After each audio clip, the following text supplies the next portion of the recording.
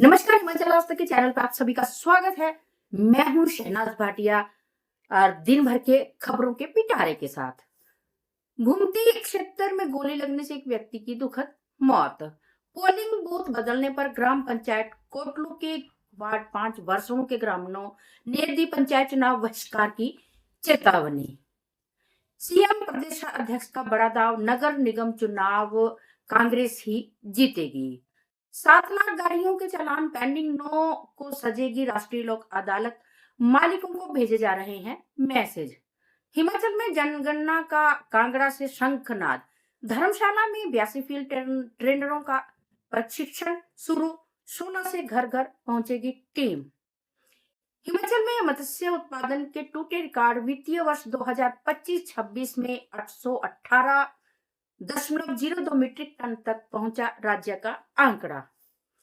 पेंशनरों ने जल्द मांगे वित्तीय लाभ, पुलिस सेवानिवृत्त कर्मचारी कल्याणकारी संघ ने उठाई आवाज। 1952 से वोट डाल रहे युद्ध चंद सकलानी 101 वर्षीय सकलानी युवाओं को मतदान के लिए कर रहे प्रेरित। 20 साल से निर्विरोध चुनी 735 पंचायतें, हर साल बढ़ रहा सहमति से ग्रामीण संसद चुनने का आंकड़ा। डीसी करेंगे फैसला कब कहां होंगे चुनाव, इलेक्शन कमीशन ने जारी की अधिसूचना। क्या रहेंगे सोने और चांदी के दाम व अन्य समाचार। अब समाचार विस्तार से। उपमंडल अर्की के अंतर्गत भूमती पंचायत के गांव में एक व्यक्ति की गोली लगने से मौत हो गई। प्राप्त जानकारी के अनुसार मृतक अपने एक साथी के साथ जंगल में शिकार के लिए गया हुआ था। इसी दौरान अचानक गोली चलने से वह गंभीर रूप से घायल हो गया। घायल अवस्था में उसे तुरंत अर्की अस्पताल पहुंचाया गया, जहां उपचार के दौरान ही उसकी मृत्यु हो गई। पुलिस ने शव को कब्जे में लेकर पोस्टमार्टम करवा दिया है। पुलिस ने मामला दर्ज कर आगे की जांच शुरू कर दी है और घटना के कारणों का पता लगाया जा रहा है। सोलन जिले के अर्की उपमंडल के तहत ग्राम पंचायत कोटलू के वार्ड नंबर 5 वर्षणु गांव के निवासियों ने पोलिंग बूथ को राजकीय प्राथमिक पाठशाला वर्षणु से हटाकर पंचायत भवन कोटलू स्थानांतरित करने का कड़ा विरोध किया है। ग्रामीणों ने उपमंडलाधिकारी नागरिक कार्य निशांत तोमर को सौंपे ज्ञापन में बताया कि राजकीय प्राथमिक पाठशाला वर्षणु में वर्ष 1990 से मतदान प्रक्रिया चल रही थी, परंतु वर्ष 2026 में इस मतदान बूथ को बिना आम जनता की सहमति के बदलकर पंचायत भवन कोटलू कर दिया गया है। ग्रामीणों का कहना है कि नया बूथ गांव से पैदल 4 किलोमीटर और सड़क मार्ग से 17 किलोमीटर की अत्यधिक दूरी पर स्थित है, जिससे वर्षा, कड़कती धूप में महिलाओं, बुजुर्गों को मतदान करना चुनौतीपूर्ण हो जाएगा। इस कारण सरकार के इस निर्णय से नाराज ग्रामीणों ने एक मत होकर चेतावनी दी है कि यदि प्रशासन ने इस स्थानांतरण को तुरंत रद्द कर बूथ को वापस पुराने स्थान पर स्थापित नहीं किया तो समस्त ग्रामीण आगामी पंचायत, लोकसभा और विधानसभा चुनावों का पूर्ण बहिष्कार करेंगे। हिमाचल प्रदेश कांग्रेस कमेटी की राज्य चुनाव समिति कांगड़ा में मिली। राज्य प्रभारी रजनी पाटिल ने कहा कि कांग्रेस आगामी नगर निगम चुनावों में चारों निगमों में जीत हासिल करेगी। राज्य अध्यक्ष विनय कुमार और मुख्यमंत्री सुखविंदर सुक्खू ने कहा कि भाजपा की हिमाचल विरोधी नीतियों के कारण उनकी हार तय है। नेताओं ने बताया कि पार्टी ने अधिकांश वार्डों में प्रत्याशियों के नाम तय कर लिए हैं और जल्द ही उम्मीदवारों की घोषणा कर दी जाएगी। मुख्यमंत्री सुक्खू ने कहा कि राज्य सरकार के विकास कार्यों ने कांग्रेस को मजबूत बनाया है। विनय कुमार ने कहा कि कांग्रेस एकजुट होकर चुनाव लड़ेगी और जीतेगी भी। प्रदेश में 7 लाख से अधिक वाहनों के चालान अभी भी लंबित है। ट्रैफिक टूरिस्ट पुलिस ने वाहन चालकों को लंबित चालानों के भुगतान के लिए मैसेज भेजने की प्रक्रिया शुरू की है। प्रदेश के सभी न्यायालयों में 9 मई को वर्ष 2026 की दूसरी राष्ट्रीय लोक अदालत आयोजित की जाएगी। इस लोक अदालत में लंबित वाहनों के चालानों के निपटारे के लिए विशेष प्रावधान किया गया है। इसके लिए वाहन चालकों को मैसेज भेजे जा रहे हैं। मुख्य न्यायाधीश गुरमीत सिंह संधावालिया के संरक्षण और न्यायाधीश विवेक सिंह ठाकुर के मार्गदर्शन में लोक अदालत का आयोजन किया जा रहा है। लोक अदालत एक ऐसा मंच है जहां आपसी सहमति से विवादों का समाधान किया जा सकता है, जिससे समय और धन की बचत होती है। ट्रैफिक मैजिस्ट्रेट अदालतों में ई पेमेंट की सुविधा शुरू की गई है, जिससे लोग घर से ही कंपाउंडिंग शुल्क जमा कर सकेंगे। राज्य विधिक सेवा प्राधिकरण लोक अदालत के लिए जागरूकता अभियान चला रहा है। प्रदेश में जनगणना प्रक्रिया को लेकर प्रशासन पूरी तरह से सक्रिय हो गया है। जिला कांगड़ा में इस अभियान की शुरुआत हो चुकी है, जिसमें DRDA भवन धर्मशाला में एक विशेष शिविर आयोजित किया गया है। इस शिविर के साथ जन जागरण के पहले चरण की तैयारियां गति पकड़ रही हैं। उपायुक्त कांगड़ा हेमराज वैभवा ने दीप प्रज्वलित कर प्रशिक्षण कार्यक्रम का उद्घाटन किया। जनगणना प्रक्रिया को सफलतापूर्वक लागू करने के लिए 82 फील्ड ट्रेनरों को प्रशिक्षित किया जा रहा है, जो आशीष रस्तोगी की देखरेख में है।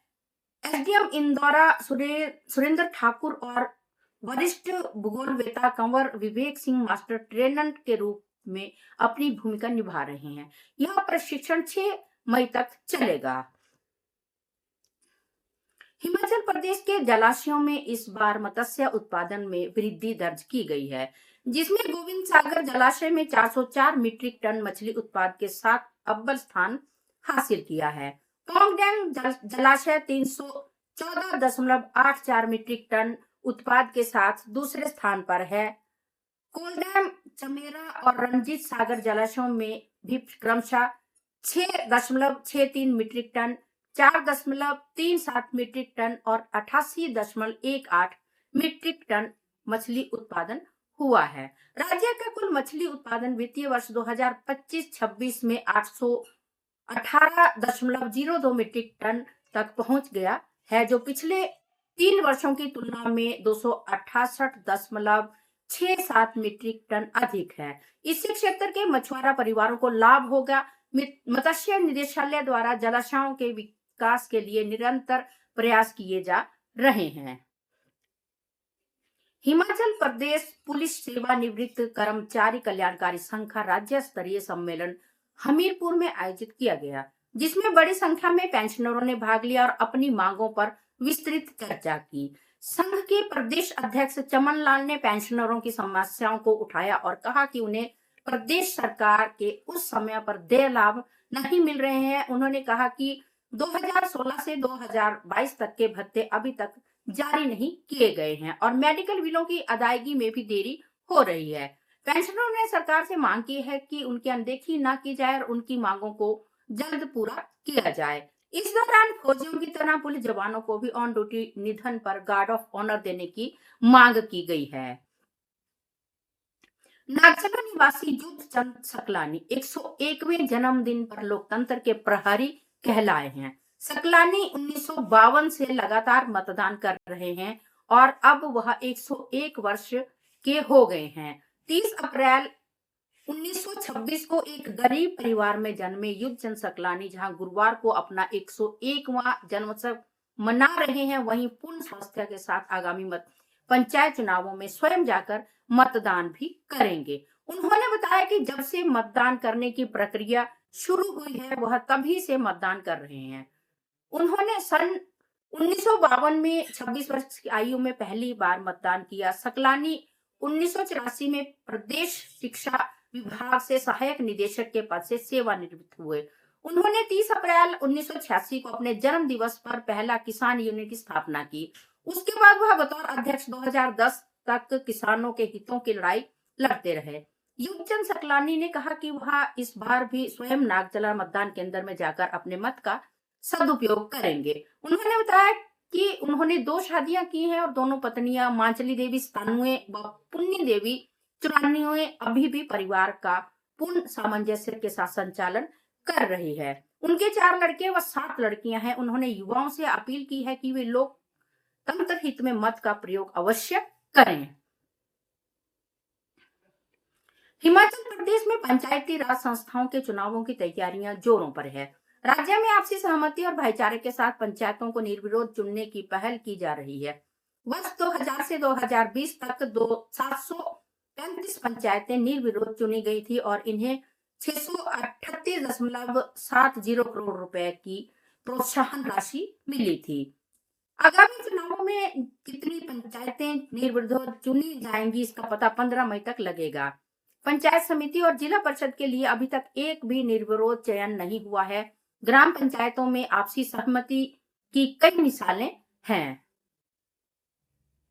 हिमाचल प्रदेश में पंचायत चुनावों के लिए तैयारियां शुरू हो गई हैं। राज्य चुनाव आयोग ने सभी जिला अधिकारियों को चुनाव कार्यक्रम के अनुसार अपने अपने जिलों में चुनाव आयोजित करने के निर्देश दिए हैं। आयोग ने चुनाव की तारीख की घोषणा पहले ही कर दी है। जिला अधिकारियों को अब यह तय करना है कि किस पंचायत में कब चुनाव होंगे। इस बार राज्य में 3754 पंचायतों में विभिन्न पदों के लिए चुनाव होंगे, जिनमें वार्ड सदस्य, पंचायत प्रधान, उप प्रधान और अन्य शामिल है। मतदान प्रक्रिया मत पत्रों के माध्यम से होगी। तो चलिए चलते हैं सोने और चांदी की दामों की ओर। आज सोने के दाम में काफी कमी आई है। आज सोना 1,40,922 कैरेट 916 हॉलमार्क हो गया है और चांदी के दाम में भी थोड़ी कमी देखने को मिली है। आज चांदी के दाम 245 पर ग्राम और 2450 रुपए तोला हो गए हैं। अभी सोना और चांदी के दामों में उछाल आने की संभावना है। इसी के साथ आज के समाचार समाप्त हुए। मैं शहनाज भाटिया के साथ पवन कुमार सिंह व मनोज शर्मा की रिपोर्ट। जय हिंद, जय हिमाचल।